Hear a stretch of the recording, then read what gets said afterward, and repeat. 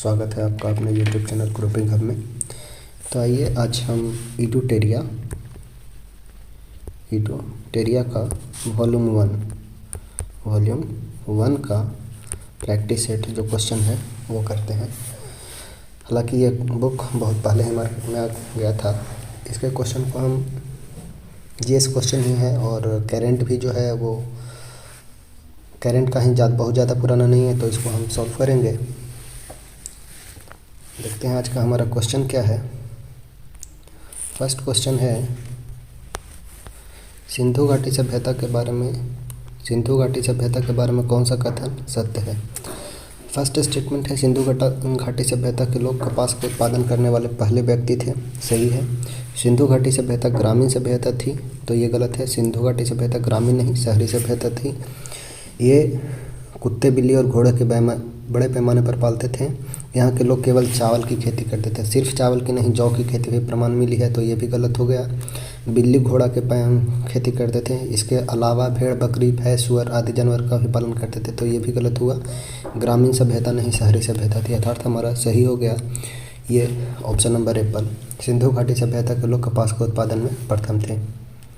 चलिए हमारा next question है जैन धर्म के त्रिरत्न में शामिल है क्या। जैन धर्म के त्रिरत्न में सम्मिलित है त्रिरत्न। तो त्रिरत्न में है सही विश्वास, सही ज्ञान और सही आचरण। सम्यक दर्शन मतलब सही विश्वास, सही ज्ञान यानी कि सम्यक ज्ञान और सही आचरण सम्यक आचरण, ये तीनों सम्मिलित है जैन धर्म के त्रिरत्न में। ऑप्शन नंबर हमारा सी सही हो जाएगा। अगला क्वेश्चन है चोल अभिलेख के अनुसार जैन संस्थाओं को दान में दी जाने वाली भूमि क्या कहलाती है। दान में दी जाने वाली भूमि को पल्ली छादनम कहा जाता था। दान में दी गई भूमि को पल्ली छादनम कहा जाता था। गैर ब्राह्मण को दी गई भूमि को बेलन बगाई। गैर ब्राह्मण को बेलन बगाई कहा जाता था। गैर ब्राह्मण की दी गई भूमि को बेलन बगाई। साल भोग किसे कहा जाता था, तो स्कूल विद्यालय की व्यवस्था में दी गई भूमि को, स्कूल के लिए दी गई भूमि को साला भोग कहा जाता था। ब्रह्मदेव कहा जाता था। ब्राह्मण को दी गई भूमि को ब्रह्मदेव कहा गया है, ठीक है। ब्राह्मण की दी गई भूमि ब्रह्मदेव, स्कूल को दी गई भूमि शाला भोग, गैर ब्राह्मण को बेलन बगाई और जैन संस्थाओं को दी गई भूमि को पल्ली छादनम कहा गया है। ऑप्शन नंबर हमारा सही हो जाएगा बी। नेक्स्ट देखते हैं चौथा नंबर क्वेश्चन है विशाखा दत्त द्वारा रचित मुद्रा राक्षस किस भाषा में लिखी गई है। मुद्रा राक्षस लिखी गई है। ऑप्शन है तमिल, तेलुगु, संस्कृत, हिंदी, तो सही उत्तर हो जाएगा संस्कृत। विशाखा दत्त द्वारा रचित मुद्रा राक्षस संस्कृत भाषा का एक नाटक है। क्या है, तो नाटक है संस्कृत भाषा का, जिसकी रचना 4वीं शताब्दी में की गई थी और इसको हिंदी में अनुवाद करने का श्रेय भारतेंदु हरिश्चंद्र को दिया गया है। नेक्स्ट क्वेश्चन हमारा है किस शासक के शासनकाल में भारत का पहला रुपया मुद्रित हुआ था।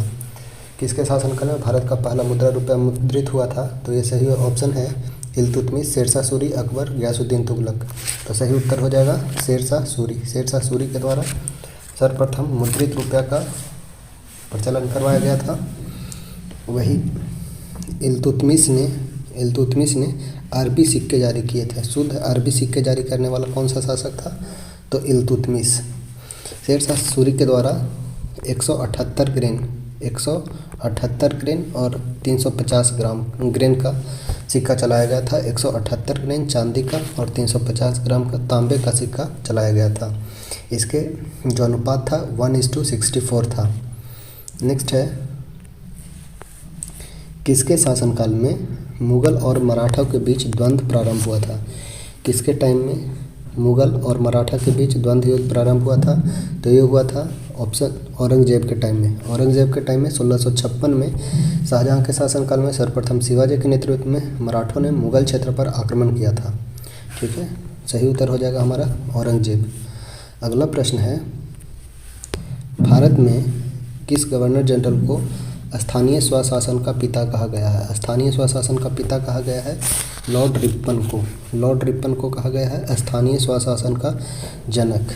स्थानीय स्वशासन का जनक कहा गया है लॉर्ड रिपन को। 1881 में इसके द्वारा सर्वप्रथम नियमित जनगणना करवाई गई। नियमित जनगणना स्टार्ट की गई। इसने वर्नाक्यूलर प्रेस एक्ट को समाप्त किया था। इसी के समय में श्वेत विद्रोह होता है। श्वेत विद्रोह होता है। प्रथम फैक्ट्री एक्ट फर्स्ट फैक्ट्री अधिनियम, फर्स्ट फैक्ट्री एक्ट आता है लॉर्ड रिपन के काल में। इसके काल को स्थानीय स्वशासन का जनक कहा गया है। Option number Apple. अगला प्रश्न है हमारा, ब्रिटिश साम्राज्य का अवध में विलय कब हुआ था? तो ब्रिटिश साम्राज्य का अवध में विलय हुआ था 1856 में। 1856 में विलय हुआ था। 1856 हमारा हो जाएगा सही उत्तर 1856, डी ऑप्शन। नेक्स्ट है, निम्नलिखित में किसने बंगाल के विभाजन के विरोध में हुए आंदोलन का नेतृत्व किया था? ऑप्शन है सुरेंद्र नाथ बनर्जी, सी.आर. दास, आशुतोष मुखर्जी और रविन्द्रनाथ टैगोर। सही उत्तर हो जाएगा हमारा सुरेंद्र नाथ बनर्जी के द्वारा 1905 में बंगाल आंदोलन का विभाजन की घोषणा की गई थी, जब उसका विरोध किया गया था सुरेंद्र नाथ बनर्जी के द्वारा। इसी के द्वारा बंगाल विभाजन को कहा गया हमारे ऊपर वज्रपात की तरह गिरा है। बंगाल विभाजन को वज्रपात की संज्ञा दी गई थी सुरेंद्र नाथ बनर्जी के द्वारा। नेक्स्ट है हमारा क्वेश्चन नंबर 10, किस व्यक्ति ने महात्मा गांधी को पहली बार राष्ट्रपिता कहकर संबोधित किया था? पहली बार राष्ट्रपिता, गांधी जी को राष्ट्रपिता कहने वाले प्रथम कौन थे? तो सुभाष चंद्र बोस गांधी जी को राष्ट्रपिता कहते हैं 6 जुलाई 1944 को। 6 जुलाई 1944 को सुभाष चंद्र बोस ने आज़ाद हिंद रेडियो पर बोलते हुए गांधी को संबोधित किया और कहा, भारत की स्वाधीनता का आखिरी युद्ध शुरू हो चुका है। राष्ट्रपिता, भारत के मुक्ति के इस पवित्र युद्ध में हम आपका आशीर्वाद और शुभकामना करते हैं। सुभाष चंद्र बोस के द्वारा कहा गया राष्ट्रपिता गांधी जी को। वही गोपाल कृष्ण गोखले गांधी जी के राजनीतिक गुरु रहते हैं। रविन्द्रनाथ टैगोर के द्वारा इन्हें महात्मा की उपाधि दी गई। इन्हें रविन्द्रनाथ टैगोर के द्वारा दी गई चंपारण सत्याग्रह के फलस्वरूप। अगला प्रश्न है, सत्यशोधक समाज की स्थापना कब की गई थी? तो सत्यशोधक समाज की स्थापना 1873 में ज्योतिबा फुले के द्वारा 1873 में सत्यशोधक समाज की स्थापना की गई थी। ठीक है, उसके बाद आर्य समाज की स्थापना 1875 में, आर्य समाज 1875 में की गई। 1875 में 1875 में आर्य समाज। प्रार्थना समाज 1867 में प्रार्थना समाज की स्थापना की गई। तत्वबोधिनी सभा 1839 में तत्वबोधिनी सभा की स्थापना 1839 में की गई। ज्योतिबा फुले के द्वारा 1873 में सत्यशोधक समाज की स्थापना की गई थी। अगला प्रश्न है, अटाला देवी मस्जिद का निर्माण अटला देवी मस्जिद का निर्माण किस शासक के द्वारा की गई? तो अटला मस्जिद का निर्माण इब्राहिम शाह सरकी के द्वारा 1408 में किया गया। 1408 में इब्राहिम सिंह सरकी द्वारा अटला देवी मस्जिद का निर्माण किया गया। अगला प्रश्न है, अलाउद्दीन के समय भू राजस्व की दर उपज का कितना भाग था? ऑप्शन है 1/2, 1/4, 3/4, 3/5। तो अलाउद्दीन के समय भू राजस्व की दर अनाज उत्पादन का लगभग 1/2% यानी कि 50% था। सबसे अधिक अलाउद्दीन खिलजी के टाइम में था। ऐसे हालांकि 1/6 होता था, अलाउद्दीन के टाइम में सबसे अधिक 1/2 होता था। बहुत इंपॉर्टेंट क्वेश्चन है, बहुत ज़्यादा बार पूछ चुका है, तो याद रखिएगा। भारतीय संविधान अपने नागरिकों को किस प्रकार की समानता का वचन देता है? भारतीय संविधान अपने नागरिकों को किस प्रकार की समानता का वचन देता है? तो प्रतिष्ठा और अवसर की समानता। हमारे प्रस्तावना में प्रतिष्ठा और अवसर की समानता की बात की गई है, अर्थात ऑप्शन नंबर हो जाएगा सी। नेक्स्ट है, निम्नलिखित में कौन सी समिति ने मूल कर्तव्य को संविधान में सम्मिलित करने का सुझाव दिया था? ऑप्शन है सरदार स्वर्ण सिंह समिति, मल्होत्रा समिति, नरसिम्हन समिति और अशोक मेहता समिति। आपको पता हो, सरदार स्वर्ण सिंह समिति की सिफारिश पर 42वां संविधान संशोधन 1976 के तहत 10 मूल कर्तव्यों को जोड़ा गया। वही 2002 में 86वां 86 CAA के तहत, कॉन्स्टिट्यूशनल अमेंडमेंट एक्ट के तहत 2002 में शिक्षा के कर्तव्य को जोड़ा गया मूल कर्तव्य के रूप में। अर्थात यहाँ हो जाएगा हमारा सरदार स्वर्ण सिंह समिति 1976, वही बर्मा समिति। एक और समिति याद रखना है, बर्मा समिति के द्वारा लागू करवाया गया था। अगला प्रश्न है, अनुसूचित जनजाति के संरक्षण के लिए, अनुसूचित जनजाति यानी कि ST, अनुसूचित जनजाति के संरक्षण के लिए एक क्षेत्र को अनुसूचित क्षेत्र के रूप में घोषणा करने की शक्ति किसके पास होती है? यानी कोई भी क्षेत्र है, अनुसूचित जनजाति के संरक्षण के लिए उस क्षेत्र को अनुसूचित क्षेत्र कौन घोषित करेगा? तो वो घोषित करेंगे, ऑप्शन हमारा है प्रधानमंत्री, गृह मंत्री, रक्षा मंत्री, राष्ट्रपति। सही हो जाएगा, राष्ट्रपति के द्वारा अनुसूचित जनजाति के संरक्षण के लिए एक क्षेत्र का अनुसूचित क्षेत्र के रूप में घोषणा करने की शक्ति भारतीय संविधान के अनुच्छेद 244 के तहत तथा 5वें अनुसूची के तहत राष्ट्रपति को है। किसके पास? तो राष्ट्रपति के साथ पास होता है ये शक्ति। अगला प्रश्न है, ग्राम सभा, ग्राम सभा में कौन सम्मिलित होता है? ग्राम सभा में कौन सम्मिलित होता है? तो वे ऑप्शन है गांव विशेष में रहने वाले सभी व्यक्ति, या वे सभी व्यक्ति जिनके पास गांव विशेष में पंचायत के लिए मतदाता सूची में नाम दर्ज है, गांव विशेष के सभी वयस्क पुरुष, वे सभी व्यक्ति जो साक्षर है नहीं, वे सभी व्यक्ति जिनके नाम गांव विशेष में पंचायत के लिए मतदाता सूची में नाम दर्ज होता है, वो सभी ग्राम सदस्य में सम्मिलित होते हैं, ग्राम सभा के सदस्य होते हैं। नेक्स्ट प्रश्न है हमारा, संविधान का कौन सा संशोधन केंद्र राज्य में मंत्रिपरिषद की अधिकतम संख्या नियमित करता है? यानी कि मंत्रिपरिषद में अधिकतम संख्या कितनी होगी, इसके लिए कब संशोधन किया गया? तो ये है, ऑप्शन है 57वां, 93, 91, 98। तो 51वां संशोधन, भारतीय संविधान के 91वें संशोधन 2003 के द्वारा, कितना? 2003 के द्वारा केंद्र या राज्य की मंत्रिपरिषद के आकार को निम्न सदन के सदस्यों की संख्या 15%, कितना? 15% करने की व्यवस्था की गई है। इसी संविधान संशोधन में छोटे राज्यों को कम से कम 12 मंत्री, कितना? 12 मंत्री से कम नहीं और 15% से कम नहीं होना चाहिए, इससे अधिक नहीं, 15% से अधिक नहीं और 12 मंत्री मिनिमम होना चाहिए। नेक्स्ट क्वेश्चन हमारा है 19 नंबर है, कौन सा संवैधानिक संस्था नहीं है? कौन सी संस्था संवैधानिक संस्था नहीं है? यानी कि किस संस्था का उल्लेख हमारे संविधान में नहीं किया गया है? तो संघ लोक सेवा आयोग, इसका उल्लेख संविधान में है, राज्य लोक सेवा आयोग, वित्त आयोग, नीति आयोग। तो नीति आयोग जो है वो हमारा एक संवैधानिक संस्था नहीं है। इसकी नीति आयोग, इसको 2015 में लाया गया योजना आयोग के स्थान पे, योजना आयोग के स्थान पे 1 जनवरी 2015 को लाया गया नीति आयोग को। नेक्स्ट है हमारा 1946 में निर्मित अंतरिम सरकार, 1946 में निर्मित अंतरिम सरकार में कार्यपालिका परिषद के उपसभापति कौन थे? 1946 में निर्मित अंतरिम सरकार में कार्यपालिका परिषद के उपसभापति कौन थे? ऑप्शन है सरदार वल्लभ भाई पटेल, जवाहरलाल नेहरू, सी राजगोपालाचारी, राजेंद्र प्रसाद। सही ऑप्शन है जवाहरलाल नेहरू, JL नेहरू अंतरिम सरकार में कार्यपालिका परिषद के उपसभापति थे। नेक्स्ट क्वेश्चन हमारा है 20 के बाद 21 नंबर, भारतीय संविधान के किस अनुच्छेद में केंद्र शासित प्रदेशों के लिए उच्च न्यायालय का प्रावधान है?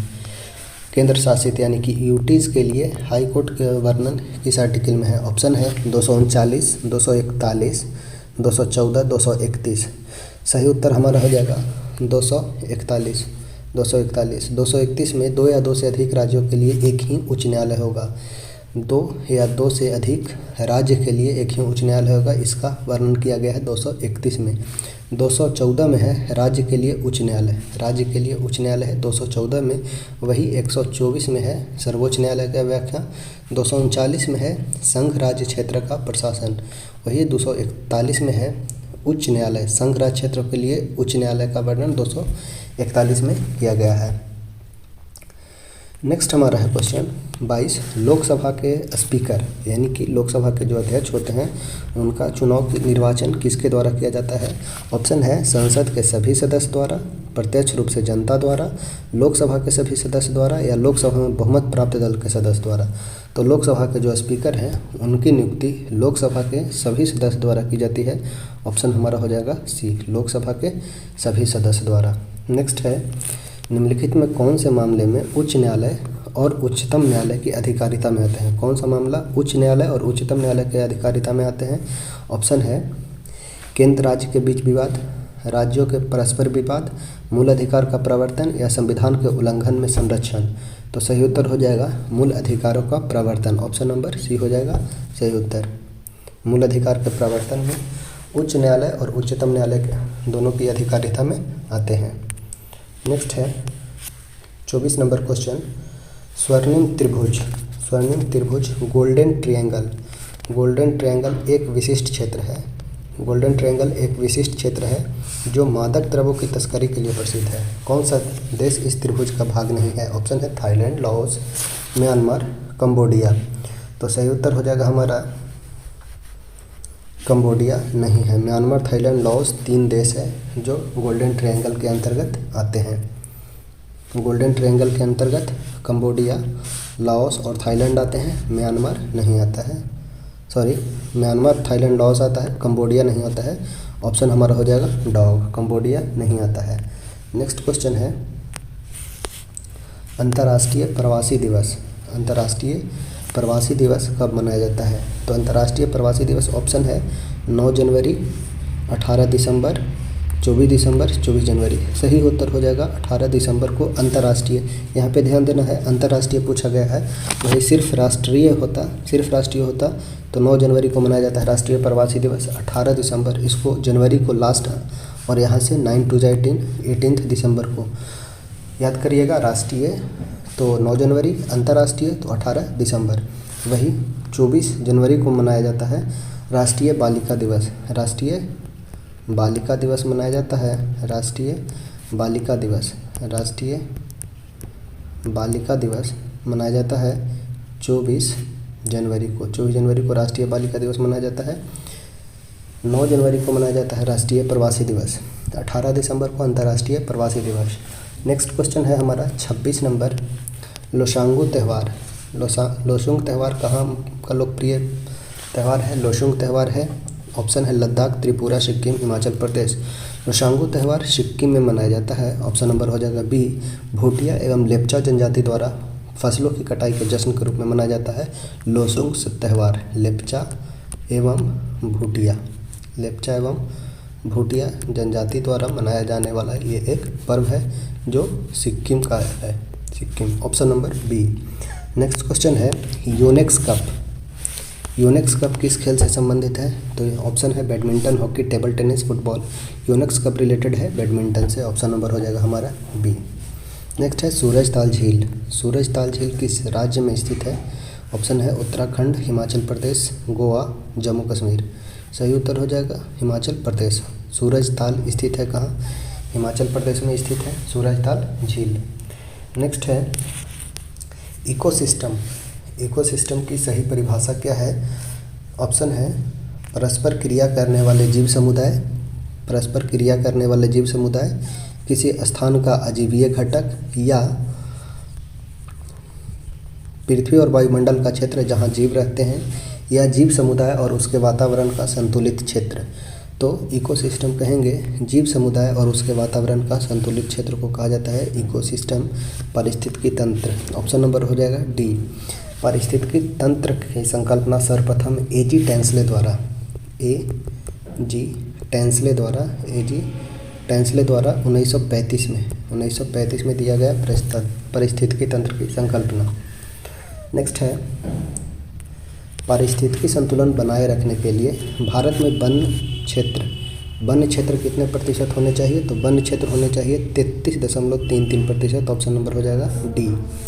नेक्स्ट है एपीफाइट। एपीफाइट किसे कहा गया है? एपीफाइट कौन होते हैं? एपीफाइट पौधे के बारे में पूछा गया है। एपीफाइट पौधे बहुत अधिक विकसित होने वाले पौधे हैं जो अन्य पौधों पर निर्भर होते हैं। किस लिए? ऑप्शन है जल ग्रहण करने के लिए, भोजन प्राप्त करने के लिए, यांत्रिक मदद हेतु या छाया प्राप्त करने के लिए। सही उत्तर हो जाएगा यांत्रिक मदद के लिए जो पौधे होते हैं वो एपीफाइट कहलाते हैं, जो दूसरे पे डिपेंडेंट होते हैं। नेक्स्ट है हमारा क्वेश्चन नंबर 32। कौन सा सुमेलित नहीं है? कौन सा सुमेलित नहीं है? जयमंडल आरक्षित क्षेत्र और उसकी स्थापना कब की गई? तो सिमलीपाल, इसकी स्थापना 1994 में की गई। कंचनजंगा की स्थापना 2000 में की गई।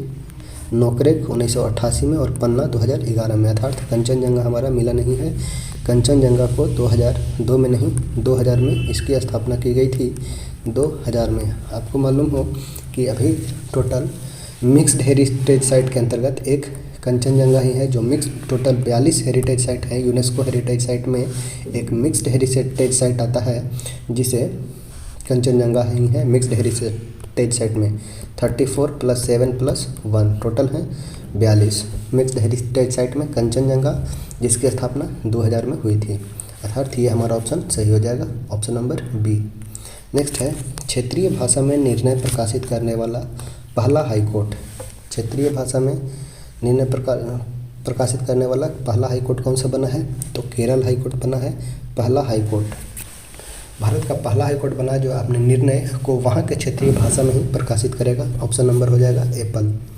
नेक्स्ट है किस राज्य सरकार द्वारा SHWAS श्वास ऐप को जारी किया गया? तमिलनाडु सरकार, त्रिपुरा, राजस्थान, नागालैंड। सही उत्तर हो जाएगा तमिलनाडु सरकार द्वारा श्वास ऐप लागू किया गया है।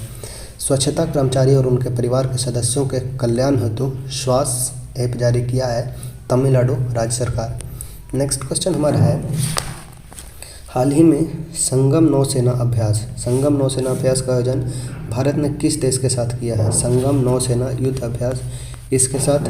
तो ऑप्शन है चीन, जापान, अमेरिका, फ्रांस। सही उत्तर हो जाएगा हमारा अमेरिका।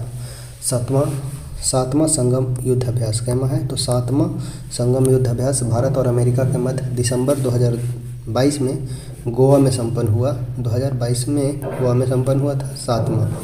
नेक्स्ट है ILO इंटरनेशनल लेबर ऑर्गेनाइजेशन अंतर्राष्ट्रीय श्रम संगठन में शामिल होने वाला 187वां देश कौन सा विकसित है? तो 187वां देश कौन है? ऑप्शन है किरीबाती, क्रोएशिया, टोंगा, जापान। तो ये है टोंगा, 187 नंबर का है टोंगा बना है। 187 नंबर का देश बना है टोंगा। ILO की स्थापना 1919 में फर्स्ट वर्ल्ड वार के बाद ILO की स्थापना की जाती है, जिसका मुख्यालय जिनेवा में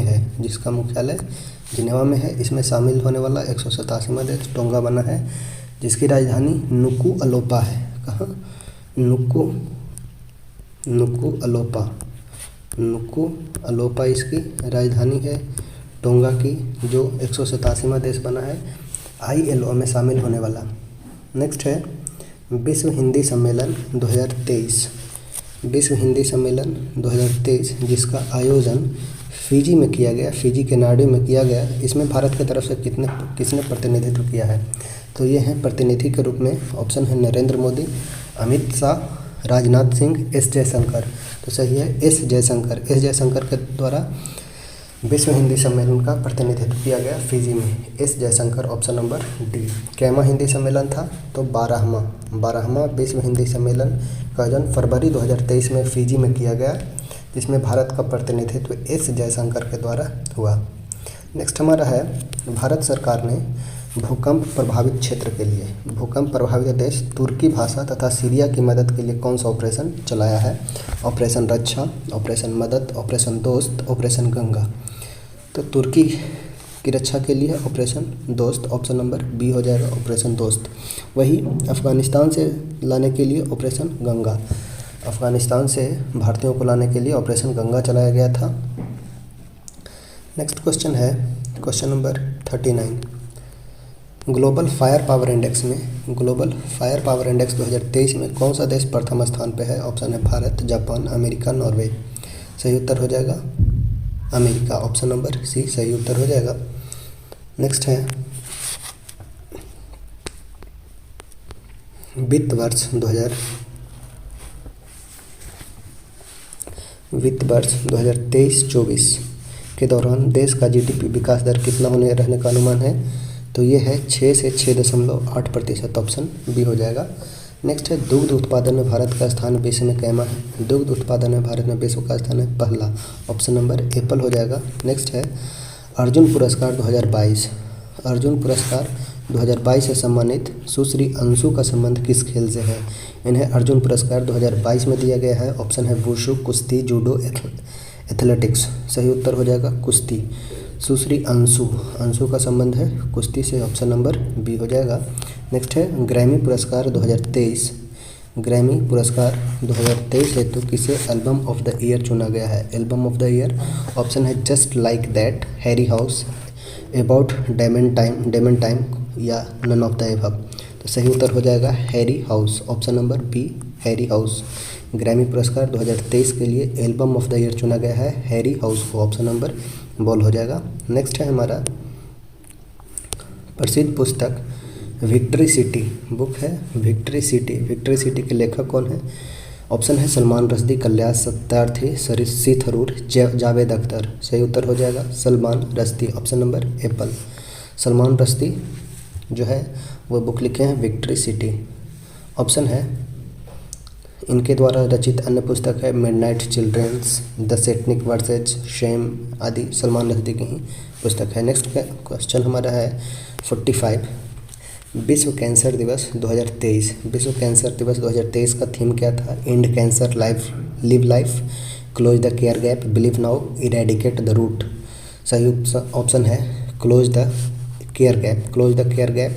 विश्व कैंसर दिवस 2023 का थीम है, ये प्रतिवर्ष 4 फरवरी को मनाया जाता है विश्व कैंसर दिवस। ऑप्शन नंबर बी सही उत्तर हो जाएगा। नेक्स्ट है हमारा स्टैचू ऑफ नॉलेज को कहाँ स्थापित किया गया है? स्टैचू ऑफ नॉलेज ऑप्शन है महाराष्ट्र, कर्नाटक, गुजरात, गोवा। तो स्टैचू ऑफ नॉलेज को महाराष्ट्र के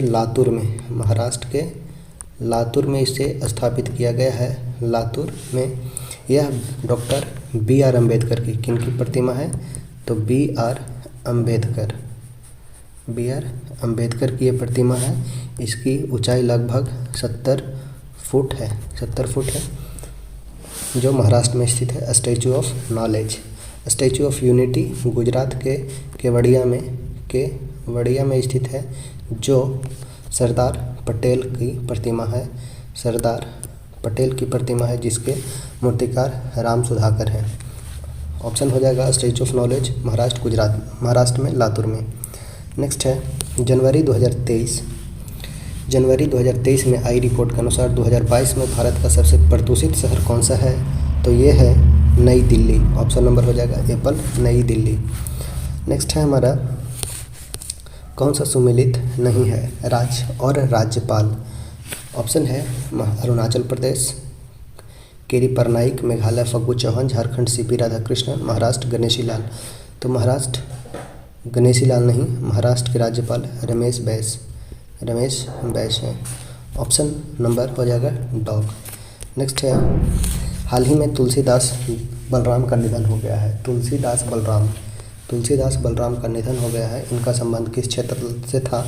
तो ये बिलोंग करते हैं खेल से। नेक्स्ट है भारतीय प्रतिस्पर्धा आयोग के अध्यक्ष हैं संगीता वर्मा, नितिन सेनन, राहुल जौहरी, पूजा सिंघल। तो सही उत्तर हो जाएगा Sangeeta Verma, option number Apple. Next है अंतर्राष्ट्रीय धर्म सम्मेलन का उद्घाटन कहाँ किया गया? ऑप्शन है भोपाल, नागपुर, रांची, नई दिल्ली। सही उत्तर हो जाएगा भोपाल। अंतर्राष्ट्रीय धर्म सम्मेलन का आयोजन कहाँ किया गया? तो भोपाल में, ऑप्शन एप्पल।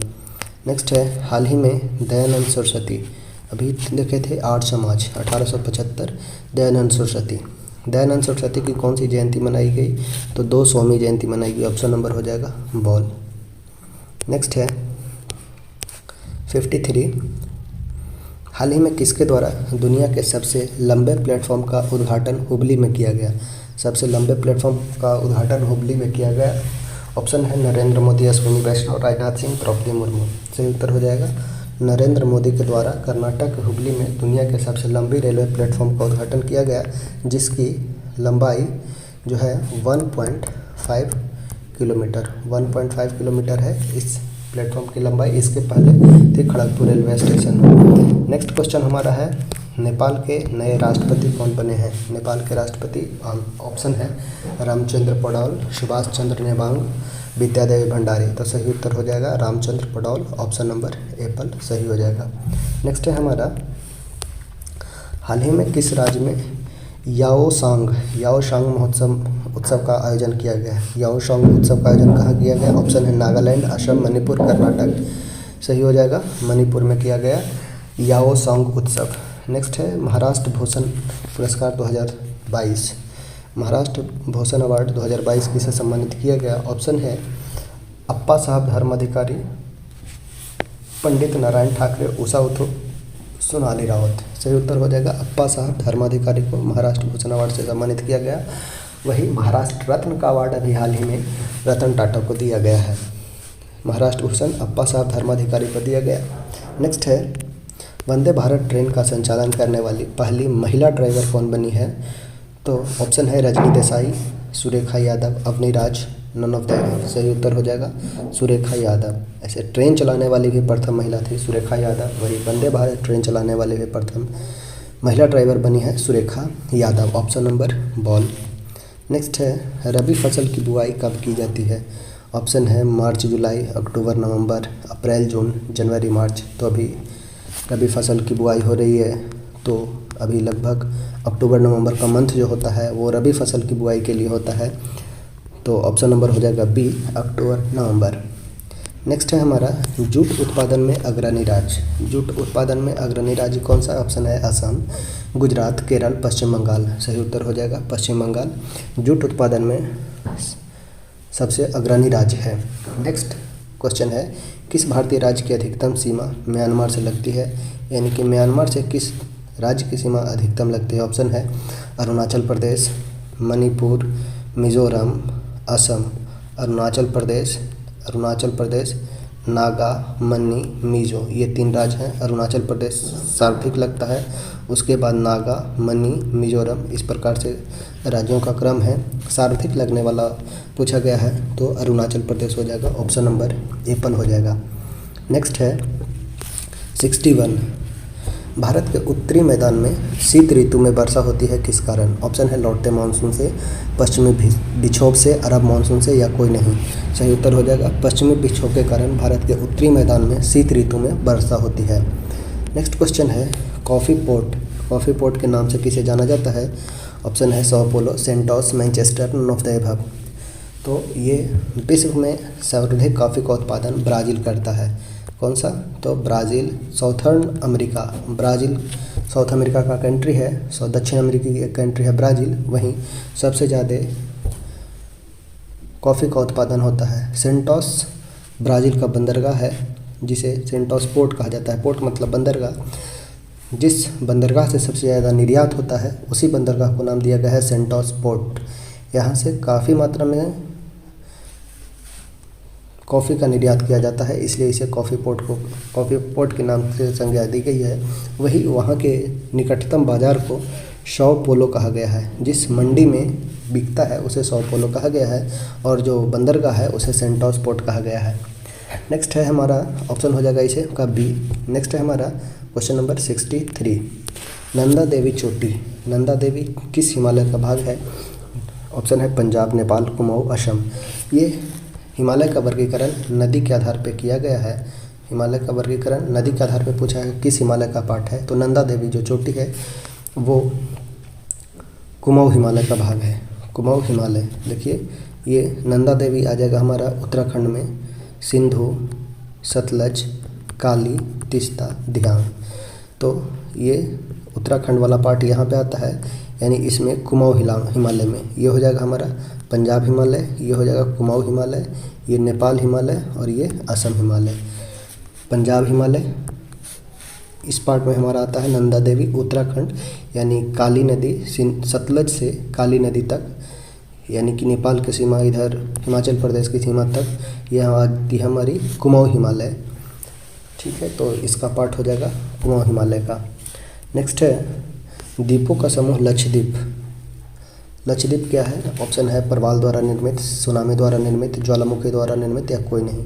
सही उत्तर हो जाएगा प्रवाल द्वारा निर्मित हो जाएगा द्वीपों का समूह लक्षद्वीप। नेक्स्ट है हमारा दूधगंगा किसकी सहायक नदी है? दूधगंगा किसकी सहायक नदी है? ऑप्शन है झेलम, गंगा, मांडवी, चिनाब। सही उत्तर हो जाएगा चिनाब का दूधगंगा। दूधगंगा चिनाब की सहायक नदी है। जम्मू कश्मीर में प्रवाहित होती है किशन गंगा। किशन गंगा हो जाएगी झेलम की। किशन गंगा झेलम की सहायक नदी है। तथा राम गंगा गंगा की सहायक नदी है। राम गंगा।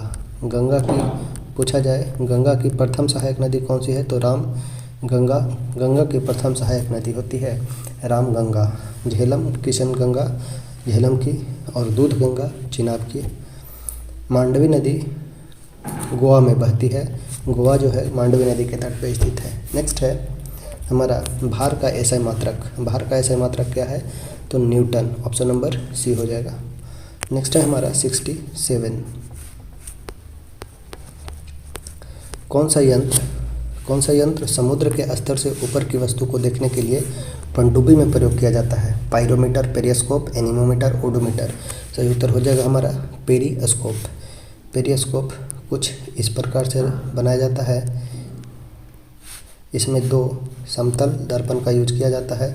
कुछ इस प्रकार से रखा जाता है। इसमें यह भी क्वेश्चन पूछा जाता है कितने एंगल पे रखा जाता है? तो 45। कितना दर्पण यूज किया जाता है? तो 2 समतल दर्पण का प्रयोग किया जाता है इस पेरिस्कोप बनाने में। ये वाला पार्ट हमारे नीचे रहता है, ये ऊपर का पार्ट है, ये समुद्र का पार्ट है, कुछ इस तरह से। यानी कि समुद्र के अंदर रहते हुए ऊपर की वस्तु को देखने के लिए हम पेरिस्कोप का यूज़ किया जाता है। ऑप्शन नंबर बी हमारा सही उत्तर हो जाएगा। नेक्स्ट है यदि कार्य का मान धनात्मक हो, कार्य का मान धनात्मक हो तो जिस निकाय पर कार्य हो रहा है क्या प्रभाव पड़ेगा? क्या प्रभाव पड़ेगा? ऑप्शन है उसका ऊर्जा का ह्रास होगा, वह नियत रहेगा, उसका मान शून्य होगा, उसकी ऊर्जा में वृद्धि होगी। तो उसकी ऊर्जा में वृद्धि होगी। ऊर्जा एक ऐसा कारक है जो कार्य करने के लिए आवश्यक होता है, अतः जिस कारण से किसी वस्तु में कार्य करने की क्षमता होती है उसे ऊर्जा कहते हैं। अर्थात जब यदि कार्य का मान धनात्मक हो तो निकाय पर हो रहे कार्य में की ऊर्जा में वृद्धि होगी। अर्थात ऑप्शन हमारा होगा डॉग। नेक्स्ट है हमारा 69 में यदि 2 कणों के बीच दूरी बढ़ जाती है, यदि 2 कणों के बीच की दूरी बढ़ जाती है तो इनके बीच गुरुत्वाकर्षण बल क्या होगा? यानी कि F इक्वल टू होता है G m1 m2 by r square. अगर दूरी बढ़ जाए, ये हमारा होता है m1 m2 2 द्रव्यमान और r होता है 2 वस्तुओं के बीच का डिस्टेंस। अगर ये इसका वैल्यू बढ़ा दिया जाए कुछ इस तरह से, पहले इतना था अब दूरी बढ़ के कुछ इतना हो जाए तो डिस्टेंस बढ़ा, यानी कि इसका वैल्यू ज़्यादा होगा तो F का वैल्यू कम हो जाएगा, यानी कि ऑप्शन हो जाएगा हमारा बॉल। नेक्स्ट है उत्क्षेप बल और भार कार्य करते हैं किस प्रकार? उत्क्षेप बल और भार करते हैं नीचे की ओर समान दिशा में, ऊपर की ओर और विपरीत दिशा में। सही उत्तर हो जाएगा हमारा विपरीत दिशा में। उत्क्षेप और भार एक दूसरे के विपरीत दिशा में होते हैं। ऑप्शन नंबर हो जाएगा डॉग। नेक्स्ट है हमारा निम्नलिखित में से क्या तरंग की विशेषता नहीं है? तरंग की विशेषता नहीं है। तरंग की 3 विशेषता होती है, तरंगदैर्घ्य, आवृत्ति और आयाम। तरंगदैर्घ्य, आवृत्ति, आयाम। माध्यम कोई विशेषता नहीं है। नेक्स्ट क्वेश्चन हमारा है 72। कौन सा विकल्प रासायनिक परिवर्तन है? रासायनिक परिवर्तन कौन सा है? यानी कि केमिकल चेंज मोस्टली वो होते हैं जो एक बार अपने अवस्था को चेंज करने के बाद पुनः उसी अवस्था में नहीं आते हैं, तो उसे हम रासायनिक परिवर्तन कहते हैं। फर्स्ट है दूध का दही में परिवर्तन। सही है, दूध से दही अगर बन जाता है तो दही से दूध हम नहीं बना सकते हैं, अर्थात ऑप्शन ए हो जाएगा सही। नेक्स्ट क्वेश्चन है किसने परमाणु की अविभाज्यता के बारे में बताया? परमाणु अविभाज्य है, ये सर्वप्रथम किसके द्वारा बतलाया गया था? ऑप्शन है डाल्टन, गोल्डस्टीन, बोर, रदरफोर्ड। तो सर्वप्रथम बतलाए थे डाल्टन महोदय के द्वारा कि परमाणु अविभाज्य होता है। वही रदरफोर्ड ने किसकी खोज की थी? रदरफोर्ड अल्फा स्कैटरिंग एक्सपेरिमेंट भी था और केमिस्ट्री में इनका बहुत योगदान रहा है। बोर्स-ब्यूरी मॉडल दिया गया है। नेक्स्ट है हमारा 74, कौन सा सामान्य ताप पर द्रव अवस्था में होता है? सामान्य ताप पर द्रव अवस्था में कौन होता है? ऑप्शन है गैलियम, जर्मेनियम, कार्बन, जस्ता। गैलियम एक धातु है, गैलियम एक धातु है जो सामान्य ताप पर द्रव अवस्था में पाया जाता है। नेक्स्ट है कौन सी धातु का इलेक्ट्रॉनिक विन्यास नहीं है? कौन सा धातु का इलेक्ट्रॉनिक विन्यास नहीं है? तो धातु का इलेक्ट्रॉनिक विन्यास यानी कि जिसके आउटर मोस्ट ऑर्बिट में 1, 2, 3 इलेक्ट्रॉन रहे तो वो धातु होगा। वही जिसके आउटर मोस्ट ऑर्बिट में 4 इलेक्ट्रॉन रहे वो उप धातु होंगे, उप धातु होंगे। और जो 4 से ज़्यादा रहें, मोर देन 4, अगर मोर देन 4 हों तो उन्हें कहा जाता है अधातु। तो देखते हैं कौन सा किस धातु का इलेक्ट्रॉनिक विन्यास नहीं है। और आउटर मोस्ट ऑर्बिट में 1 इलेक्ट्रॉन, 1 इलेक्ट्रॉन, 3 इलेक्ट्रॉन, यानी कि ये तीनों जो हैं हमारा धातु हैं। वही 2 और 6 ये जो हैं वो अधातु की श्रेणी में आएंगे। अर्थात 75 का हो जाएगा हमारा ऑप्शन बॉल। नेक्स्ट है निम्नलिखित में किसे एक तत्व के भार की तुलना में एक मूल विशेषता माना जाता है? तत्व के भार की तुलना में एक मूल विशेषता माना जाता है परमाणु द्रव्यमान को, परमाणु त्रिज्या को, एवोगाड्रो संख्या को या परमाणु क्रमांक को? परमाणु क्रमांक को। परमाणु क्रमांक में क्या किया जाता है? नाभिक में उपस्थित प्रोटॉन की संख्या को उस तत्व का परमाणु क्रमांक कहते हैं। परमाणु क्रमांक को तत्व के भार की तुलना में एक मूल विशेषता माना जाता है। ऑप्शन नंबर हो जाएगा हमारा डॉग। नेक्स्ट क्वेश्चन है 77, ऑक्सीकरण यानी कि ऑक्सीडेशन क्या होता है? इलेक्ट्रॉन की वृद्धि होती है, इलेक्ट्रॉन की कमी होती है, प्रोटॉन की वृद्धि या प्रोटॉन की कमी होती है। तो ऑक्सीडेशन में होता है loss of electron. Loss of electron is called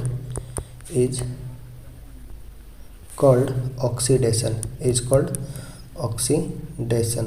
याद रखना है लॉस ऑफ इलेक्ट्रॉन यानी कि इलेक्ट्रॉन की कमी।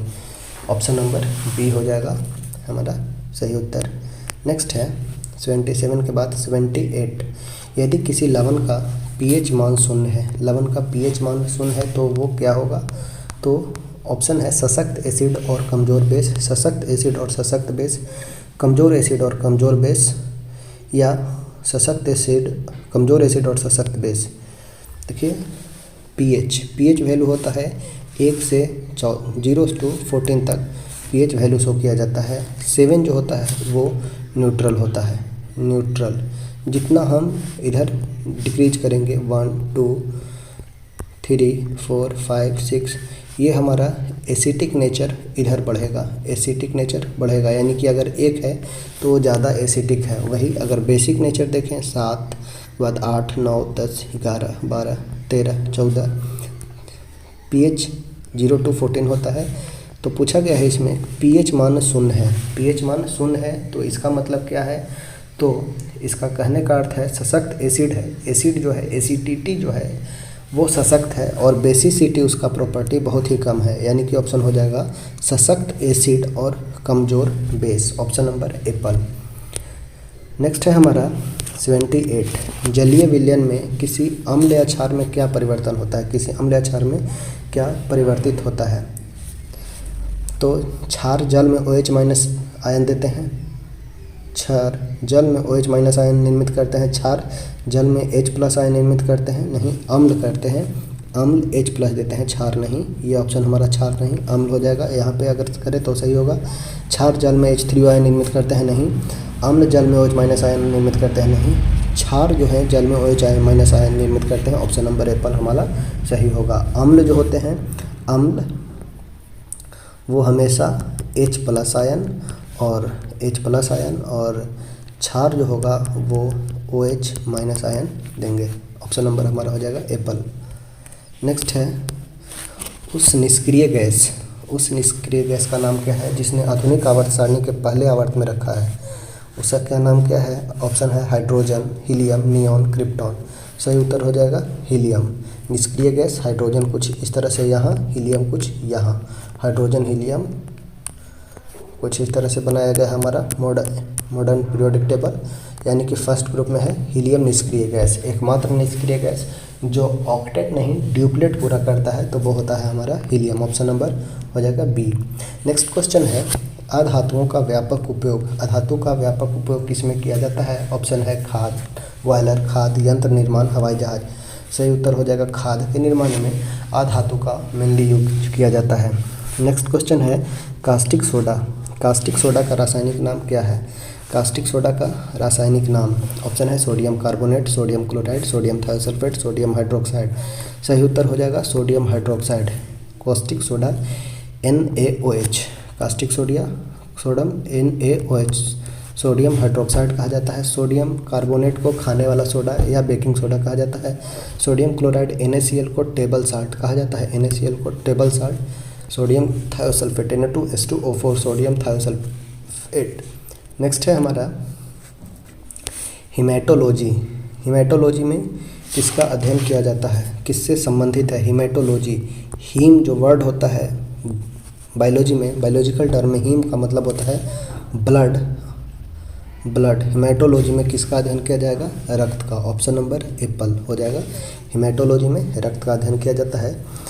वही हड्डियों का अध्ययन ऑस्टियोलॉजी, ऑस्टियोलॉजी किया जाता है। नेक्स्ट है हमारा पानी की कमी के कारण कोशिका के संकुचित भित्ति से अलग होने की प्रक्रिया को क्या कहा जाता है? साइटोलिसिस, डीप्लाज्मोलिसिस, प्रकाश संश्लेषण या प्लाज्मोलिसिस। तो पानी की कमी के कारण कोशिका के संकुचित होकर कोशिका भित्ति से अलग होने की प्रक्रिया कहलाती है प्लाज्मोलिसिस। ऑप्शन नंबर डॉग सही उत्तर हो जाएगा। नेक्स्ट है हमारे शरीर में वसा संचायक ऊतक कौन सा है? शरीर में वसा संचायक ऊतक कौन सा है? Adipose, epithelium, areolar, vascular. सही उत्तर हो जाएगा एडिपोज ऊतक जो होता है वो वसा संचायक ऊतक होता है, एडिपोज टिश्यू। नेक्स्ट है अस्थायी ऊतकों के निर्माण के लिए एक अस्थायी संरचना, आकार और क्रिया अपनाने की प्रक्रिया क्या कहलाती है? अस्थायी ऊतकों के निर्माण के लिए अस्थायी संरचना, आकार और क्रिया अपनाने की प्रक्रिया क्या कहलाती है? एकीकरण, विरचन, खट्टीकरण या विभेदन। सही उत्तर हो जाएगा विभेदन। Option number D. नेक्स्ट है पादपों में सबसे प्रचुर मात्रा में कौन सा तत्व मौजूद होता है? ऑप्शन है लोहा, नाइट्रोजन, कार्बन, मैग्नीज। पादपों में अधिकतम मात्रा में कार्बन की उपस्थिति होती है। ऑप्शन नंबर हो जाएगा हमारा कैट, कार्बन, सी। नेक्स्ट है निम्नलिखित में से किसने सजीव वस्तुओं में लक्षणों की आनुवांशिकी के सिद्धांतों के प्रतिपादन में योगदान दिया? ऑप्शन है Stanley, Robert, Gregor Mendel, James Watson. तो सही उत्तर हो जाएगा Gregor Mendel. Option number C. Next है 89 निम्नलिखित में जोक किस संघ से संबंधित है? जोक जो है किस संघ से संबंधित है? ऑप्शन है एनिलिडा, मोलस्का, प्रोटोकॉर्डेटा, प्लेटिहेल्मिन्थेस। तो जोक है वो एनिलिडा ग्रुप से बिलोंग करता है। Option number Apple. निम्नलिखित में किसे होमोडोंट दांत पाया जाता है? होमोडोंट दांत किस में पाया जाता है? ऑप्शन है मछली में, मानव में, तेंदुआ में, घोड़ा में। सही उत्तर हो जाएगा मछली में। Option number Apple. नेक्स्ट है मनुष्य के पाचन तंत्र में उत्सर्जित अम्ल कौन सा होता है? सल्फ्यूरिक अम्ल, नाइट्रिक अम्ल, एंटासिड अम्ल, हाइड्रोक्लोरिक अम्ल। एक मात्र अम्ल जो मनुष्य में पाया जाता है वो होता है HCl, हाइड्रोक्लोरिक अम्ल, जो पाचन में सहायक होता है। नेक्स्ट है हमारा निम्नलिखित में कौन सा रोग विषाणु जनित नहीं है? विषाणु से नहीं होता है कौन सा रोग? ऑप्शन है चेचक, तपेदिक, खसरा, इन्फ्लुएंजा। तपेदिक जो होता है वो जीवाणु के कारण होता है, वो जीवाणु के कारण होता है। तपेदिक जीवाणु जनित रोग है। ऑप्शन नंबर हो जाएगा बी। चेचक, इन्फ्लुएंजा, खसरा, पोलियो, एड्स, रेबीज, डेंगू ये सब विषाणु जनित रोग है। ऑप्शन नंबर हो जाएगा इसका हमारा बी। तपेदिक जो होता है वो जीवाणु से होता है। नेक्स्ट क्वेश्चन है 1949 में भारत सरकार द्वारा नियुक्त राष्ट्रीय आय समिति का अध्यक्ष किसे नियुक्त किया गया था? ऑप्शन है CV Rao, PC Mahalanobis, BKR Rao, KN राज।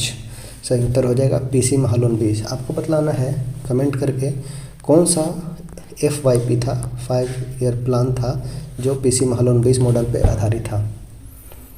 नेक्स्ट है national academy of agricultural research management NAARM कहाँ स्थित है? ऑप्शन है नई दिल्ली, हैदराबाद, नागपुर, लखनऊ।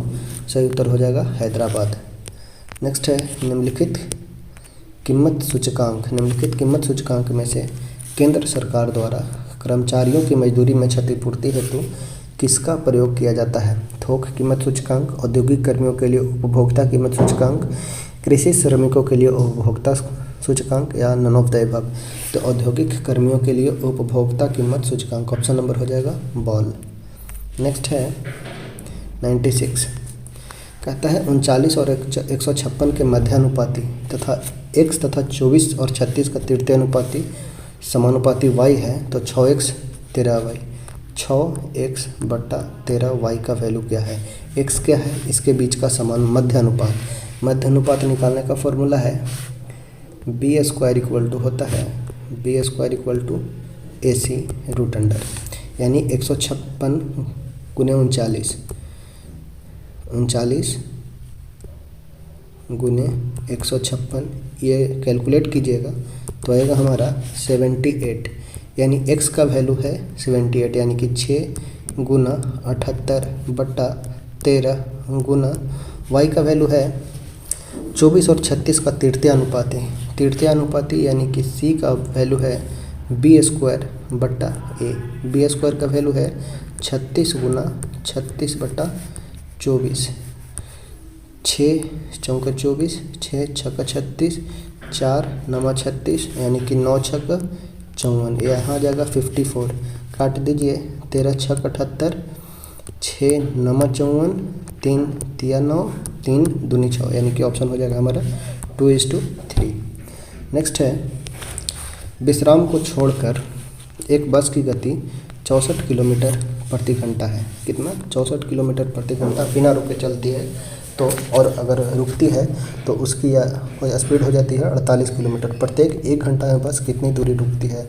तो हो जाएगी 64 माइनस 48 बटा 64, यानी कि 16 बटा 64 गुने 60, यानी 16 4 चौके 64, 4 से 15, यानी कि प्रत्येक 1 घंटा में बस कितना देर रुकती है? तो 15 minute, option number D. Next है इसमें a1 बटा a प्लस 1 बटा b का मान निकालना है कुछ इस प्रकार से।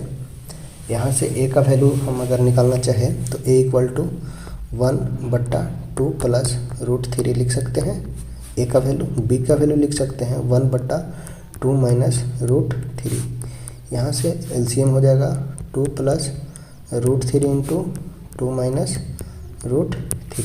उसके बाद 2 प्लस √3 से √3 कैंसिल, यानी कि ऊपर में हो जाएगा 2 माइनस √3 प्लस 2 माइनस √3 कैंसिल, यानी कि 2 प्लस √3, यानी प्लस माइनस कैंसिल, यानी कि 2 2 4 बटे a plus b into a minus b अगर करेंगे तो 4 माइनस 3, यानी कि 1, ऑप्शन हमारा हो जाएगा डॉग, 98 का डॉग। नेक्स्ट है 3 साझेदार ABC क्रमशः 4,000, 3,800, 4,200 रुपये लगाकर एक व्यापार आरंभ किया। एक वर्ष में 55,220 रुपये के कुल लाभ में A का लाभांश A है, B है, C है। इसे हम 3 जीरो काट सकते हैं, ये 3 जीरो, ये 3 जीरो, ये 3 जीरो, तो अब हो गया 40, 38 और 42। इसको लिख सकते हैं इस प्रकार, कुल लाभांश है 55,200, इतना लाभांश होता है बटा, इसको एक बार और छोटा कर सकते हैं 20, 19, 21, यानी कि ये हो जाएगा 19 और 21, 9 1 10, 2 1 3 1 40, 20 60, कुछ इस तरह से। तो A का पूछा गया है तो मल्टीप्लाई कर देंगे 20 से, कुछ इस प्रकार। तो ये 20, 1 जीरो से 1 जीरो ये काटेंगे 20, तो यहाँ से फिर से कट सकता है, ये 1 जीरो नहीं कटिए, 20 दिया 60 3 से, और 3 से इसको काट दीजिए, ये आ जाएगा हमारा 184, 3 एकम 3 15, 18400, कुछ इस तरह से आ जाएगा हमारा। ठीक है, 20 दिया 60, 3 एकम 3 2 5, 3 8 24, 1 3 चौका 12, 00 18400, ऑप्शन नंबर हो जाएगा एप्पल। नेक्स्ट है एक चुनाव में 2 उम्मीदवार हैं, एक चुनाव में 2 उम्मीदवार है, एक उम्मीदवार ने 71% मत मिला, वह 756 मतों से चुनाव जीत जाता है।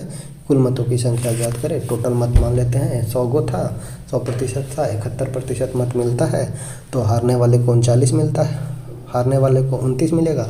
71 माइनस 29 यानी कि 42 टोटल है। 71% इसे मिला तो उसे कितना मिला? 29%, यानी कि 11 में से 9 2, 6 में से 2 4, यानी कि 42% का बराबर जो है वो 756 मत के बराबर है। तो 100% बराबर कितना? 100% बराबर तो 756/42 गुने 100 काट दीजिए। 7 छक 42, 7 एकम 7, 7 अट्ठे 56, 6 एकम 6, 4 18 छक 78 से, यानी कि मत हो जाएगा टोटल 1800। इस प्रकार आज का हमारा सेट कंप्लीट हुआ। इसमें आपको बताना है टोटल, इसमें आपका टोटल स्कोरिंग कितना होता है। ओके फ्रेंड्स, वीडियो थोड़ा सा लंबी हो गई है, अगर आप लोग बोलिएगा तो इसे और छोटा या मतलब और डिस्कशन करके बनाया जाएगा। जैसे होगा आप अपना राय, कमेंट बॉक्स खुला हुआ है, आप उसमें अपना कमेंट दे सकते हैं। Okay, thank you, thanks for watching.